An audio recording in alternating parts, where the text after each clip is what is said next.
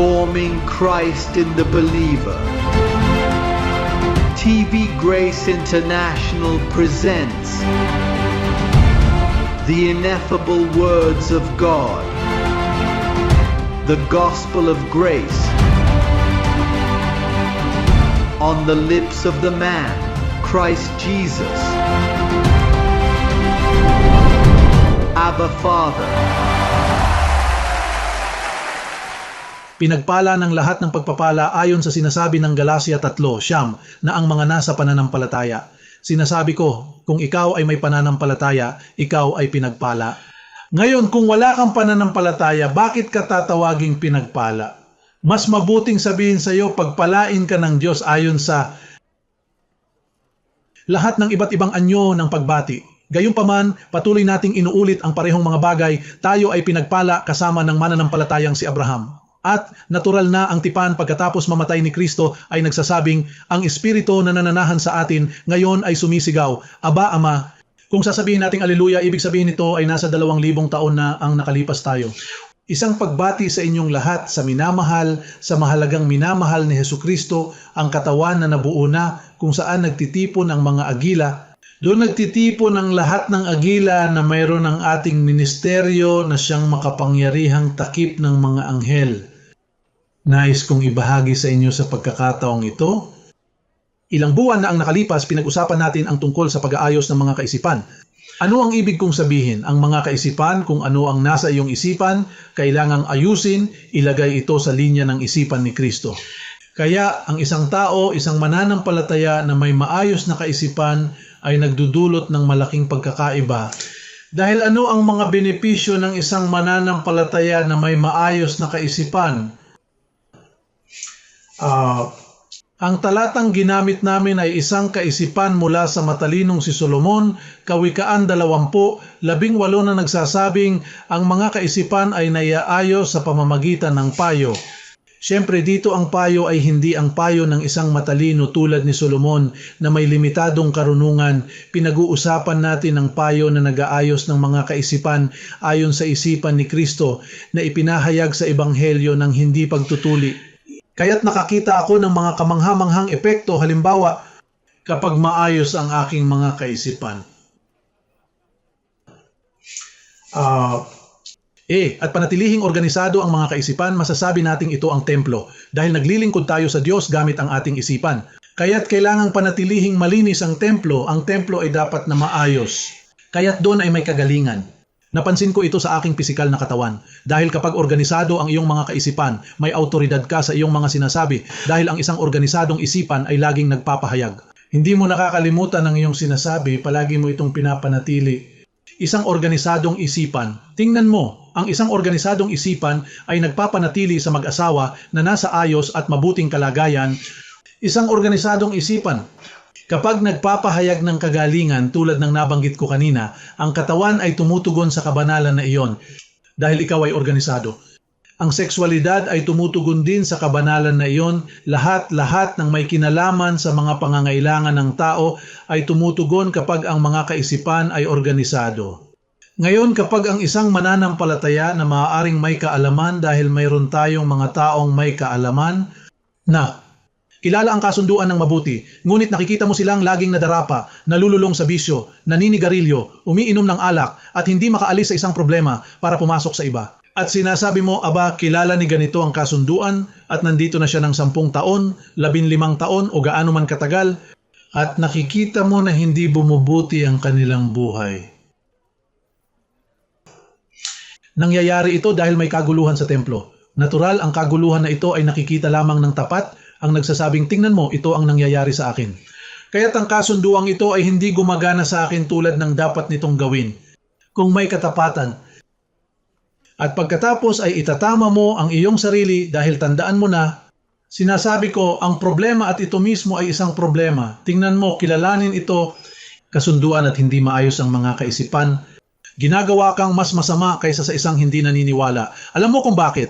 Dahil kilala mo na ang kasunduan at sa pagkakilala mo sa kasunduan, at hindi ito isinasagawa at inaayos, kaya't nagiging parang dinamita. Tingnan mo, ang dinamita ay kapangyarihan. At ang dinamita, kapag pinag-aaralan ng mga inhinyero ang isang bundok at nakikita nilang kailangang umakyat at bumaba ang mga sasakyan na may tendensiyang makasira sa sasakyan at magastos sa gasolina, kaya ang dinamita sa mga kamay ng mga inhinyero, inilalagay nila ang mga kartutso, binabasag ang bundok at gumagawa ng daan at mas madali. Ngunit ang dinamita rin, kung hindi mo alam gamitin, maaari kang patayin, maaari kang sirain. Isipin mo, dinamita sa mga kamay ng isang bata. Kaya ano ang nangyayari? Na matagal ka nang nag-aaral kasama ko. At ako ay bumuo ng isip ni Kristo sa iyo at ang kaalaman na mayroon ka ay humihiling mula sa iyo. Humihiling ito na ayusin mo ng mas maayos ang iyong mga pag-iisip.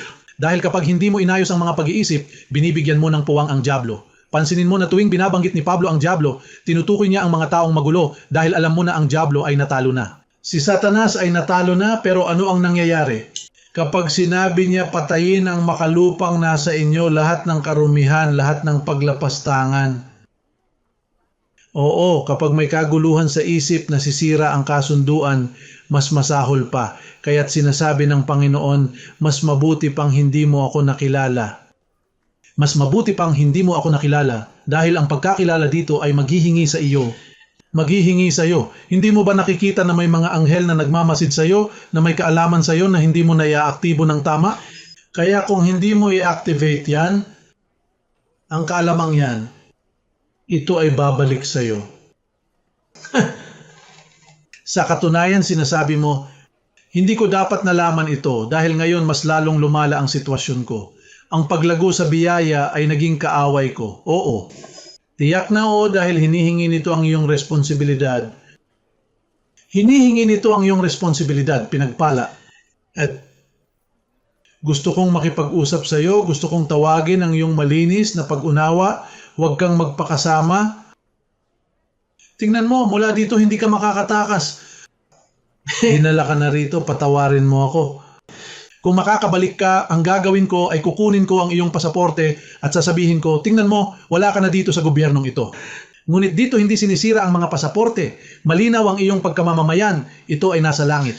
Ikaw ay mamamayan ng langit at bilang mamamayan ng langit, binigyan ka ng kaalaman at ang kaalamang iyon ay kapangyarihan. Sinasabi ni Pablo na ang ebanghelyo ay kapangyarihan ng Diyos para sa kaligtasan. At kapag ito ay naaktiba, ito ay parang eroplano. Kapag umandar na ang eroplano, hindi na ito pwedeng huminto. Kapag nasa runway na ito at umandar, kung ito ay titigil, maaari itong sumabog sa apoy.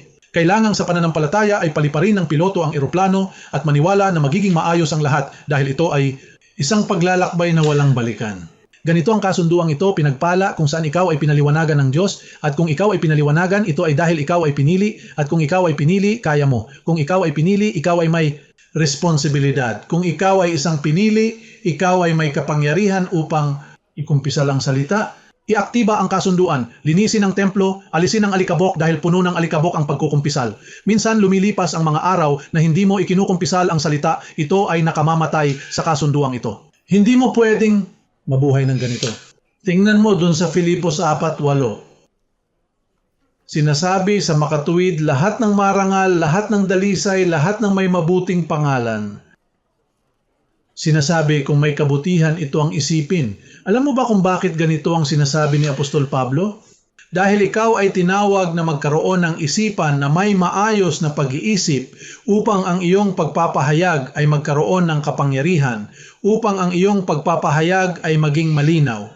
Kaya, ngayon na tayo ay patungo sa pagbabago, mas malapit sa pagbabago kaysa dati. Malaki ang hinihingi. Tandaan na tayo ay palabas sa mundo. Tingnan mo, kapag sinabi ni Pablo, patayin ang makalupa, hindi kanya pinapagalitan, hindi kanya tinatakot na aalisin ang iyong kaligtasan o aalisin ito o aalisin ang mga anghel. Hindi. Kapag sinabi niya, patayin ang makalupa ay dahil sinasaktan mo ang iyong sarili. Ang hinahanap niya ay sumunod ka sa alon ng kasunduan dahil kung hindi ka mabubuhay ng ganito, mapapahamak ka. Makakasama ito sa iyo. Kaya? Nagsasalita si Pablo tungkol sa mga benepisyo ng pagkakaroon ng maayos na pag-iisip na kung saan ay tingnan mo, harmonya sa pamilya, kalusugan para sa iyong katawan. Naglalaan ka ng oras para makipagtipon. Kapag ang isang tao ay magulo, Naghahanap ng anumang dahilan, anumang katuwiran, sinasabi niya, hindi ako makakapunta, papanoorin ko ang video, ipadala mo ang CD at pakikinggan ko ito mamaya. Hindi, ito ay prioridad, pinagpala. Ibig sabihin dito kapag nagsasalita si Hesukristo na tao, ang Diyos ang nakikipag-usap sa iyo. Ito ang mensahe na inilalaan niya, ang kaisipan ng Diyos para sa kanyang minamahal. Kaya paano ka mananatili sa bahay dahil lang sa anumang kababawan? Hindi. Kailangan mong hanapin ang katotohanan. Kailangan kong makisama, kailangan kong makasama ang mga kapatid, kailangan kong... Kaya nga sinabi ni Pablo, huwag nating pabayaan ang pagtitipon gaya ng nakasanayan ng iba. Bakit nakasanayan? Dahil sila'y nagiging magulo. Nagiging magulo ang kanilang pag-iisip. Kaya ang ideya, ang pangunahing ideya ng usapan ngayong gabi ay napag-isipan mong mabuti ang iyong ginagawa. Kamakailan lang ay nagsalita ako tungkol sa oras. Naalala niyo bang sinabi ko, ang isang linggo ay may 168 oras at minsan ang mga oras na iyon ay lumilipas at wala kang nagagawa. Hindi ka nagtatrabaho, hindi ka nagbibigay, hindi ka gumagana ayon sa dapat mong gawin, pinagpala. Hindi ka maaaring manatili sa kahariang ito na nagsasayang ng oras. Kailangan mong mag-organisa. Alam mo ba ang sinasabi ko?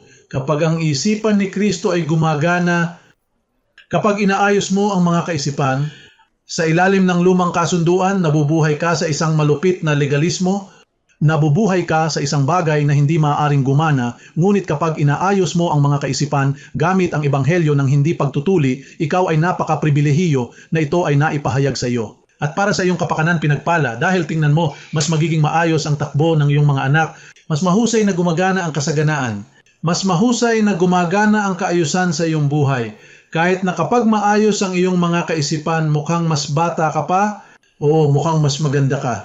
Hindi mo ba nakikita na kapag maayos ang mga kaisipan, mas kaunti ang stress sa mga kalamnan ng iyong mukha? Napakalaki ng mga benepisyo. Kami ay nananawagan, gumagawa ng panawagan na ayusin ang iyong kumpisal dahil may anghel ka. Tingnan mo, at kapag ang mga anghel na ito ay na-activate ng maayos, at kung hindi ka gumagana ng tama, sila ang nagdudulot ng mga aksidente dahil sinusubukan nilang makuha ang iyong atensyon. Hindi ka nila inilulubog sa tubig para malunod ka, kundi para hugasan ka ng kaunti.